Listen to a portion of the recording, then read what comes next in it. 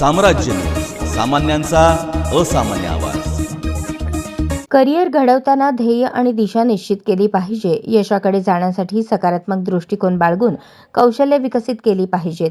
ज्ञान व एकाग्रतेच्या सहाय्याने उद्योगांमध्ये उतरून महिलांनी आर्थिकदृष्ट्या स्वावलंबी होऊन सक्षम समाजासाठी योगदान द्यावे, असे प्रतिपादन जिल्हा उद्योग केंद्राचे प्रकल्प अधिकारी राजशेखर शिंदे यांनी केले.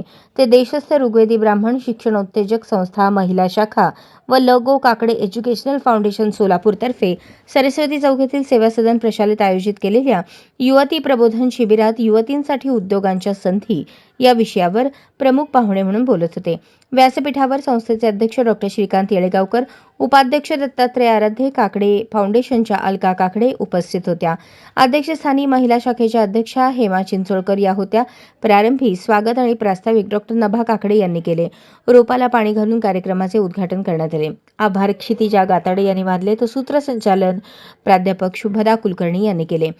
प्रबोधन शिबिरामध्ये अलका काकडे आणि मानसी कुलकर्णी यांनी बौद्धिक गेम्सद्वारे युवतींना मानसिक आरोग्याचे ज्ञान दिले. डॉ. श्रुती वळकबाळकर यांनी वाचन संस्कृती विकसित करण्यासाठी प्रबोधन केले. क्षितिजा गाताडे यांनी कागदी फुले आणि हार तयार करण्याचे हस्तकला कौशल्याचे प्रशिक्षण दिले. तर समारोपाच्या अखेरच्या सत्रात ॲडव्होकेट मंगला जोशी चिंचोळकर यांनी महिला विषयक कायद्याची माहिती दिली.